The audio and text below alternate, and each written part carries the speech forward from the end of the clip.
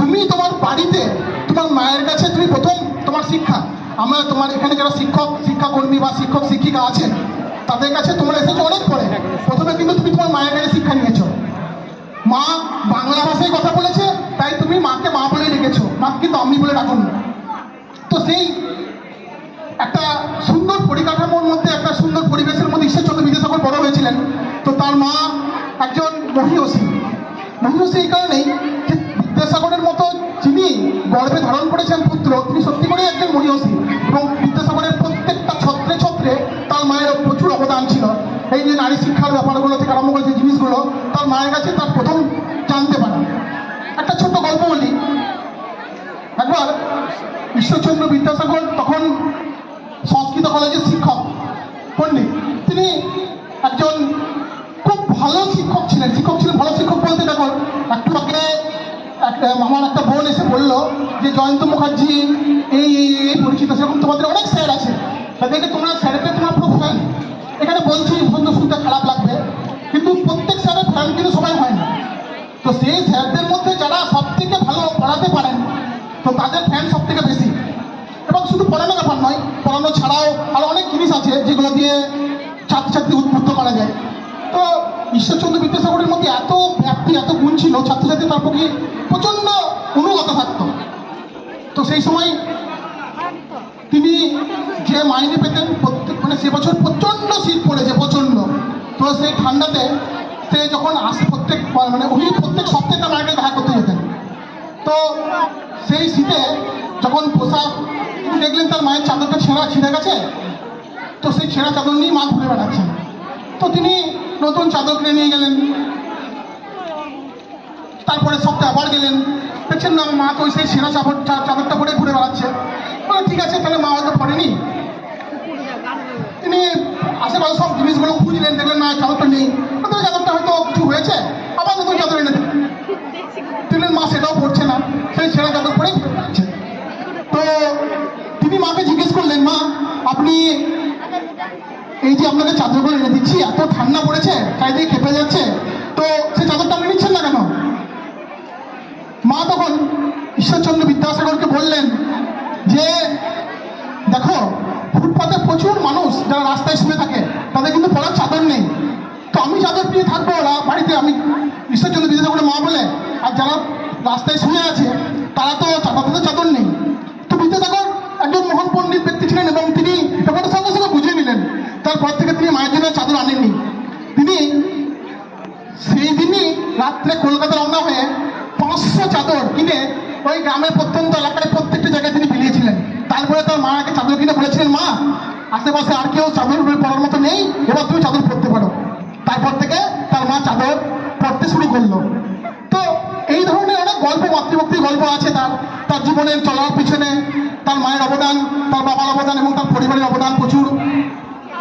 ঈশ্বরচন্দ্র বিদ্যাসাগর সম্পর্কে যেটাই বলবো অনেকটা কম হয়ে যাবে।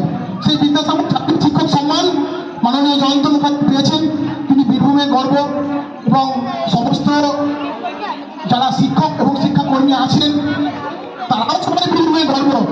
শুধু বীরভূম নয়, তারা দেশের গর্ব। কোনো শিক্ষক শিক্ষিকার কোনো স্তর হয় না। তা সত্ত্বেও জয়ন্ত মুখার্জিকে এবছর বেছে নেওয়া হয়েছে, পরের বছর হয়তো অন্য কাউকে বেছে নেওয়া হবে। এটা সিস্টেমের মধ্যেই চলতে হবে। এবার এই যে বাংলা পক্ষ সম্পর্কে দু চারটে কথা আমি বলি, না বললে এবার যদি ব্যাপারটা তোমরা বুঝতে পারবে না, তাও সত্ত্বেও একটু বলি। বাংলা পক্ষ হচ্ছে বাঙালির জাতীয় অধিকার। যে বাঙালির জাতীয় অধিকার কি কি আছে, যেমন আমি যে স্কুলে পড়বো সেই স্কুলে আমার ভাষাটা থাকতে হবে, অর্থাৎ বাংলা ভাষা প্রত্যেকটা স্কুল কলেজে বাধ্যতামূলক করতে হবে। অলরেডি মাননীয় মুখ্যমন্ত্রী এটা যে বাংলা পক্ষ তরফ থেকে যে আবেদন করা হয়েছিল, সেই আবেদনে সাড়া দিয়ে তিনি প্রত্যেকটা স্কুল কলেজে বাংলা পড়া বাধ্যতামূলক তিনি করেছেন। এছাড়াও বাংলার বিভিন্ন জিনিস, যেমন বিভিন্ন চাকরির পদে বাঙালি সংরক্ষণ, এছাড়া অনেক কিছু, মানে বাঙালির যে মানে দাবি বা অধিকারের যে লড়াই, সেই লড়াইগুলোতে বাংলা পক্ষ একজন সাথী। তো ছোট করে বলতে পারলাম বাংলা পক্ষ কি।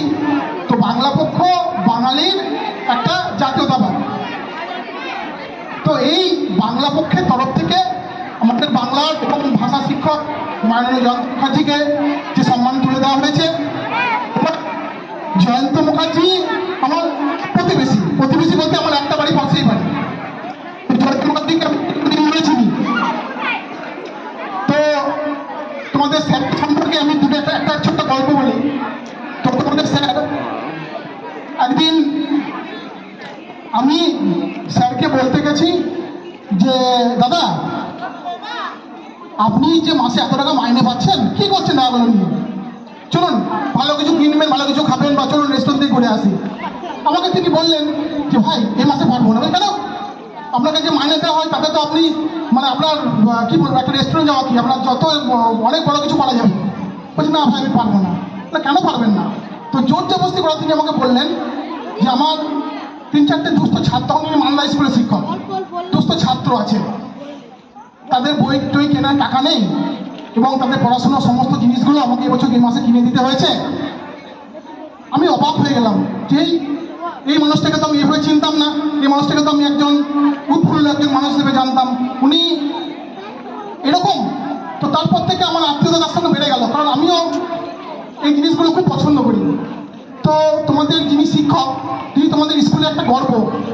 উনি যত দিন যাবে তোমরা ওনাকে আরো ভালো করে চিনতে পারবে, হয়তো নতুনই এসছেন, চিনতে পারবেন। ওনার অনেক অনেক মানে নতুন দিগন্ত আছে। উনি একজন ভালো কবিতা লিখতে পারেন, একজন ভালো লেখক, একজন ভালো খুব ভালো গান করেন, ভালো তবলা বাজান, মেয়ে আমাদের একটা বোন বলে গেল। এছাড়াও ওনার সব থেকে যেটা প্লাস পয়েন্ট, উনি একজন খুব ভালো মনের অধিকারী, অর্থাৎ ওনার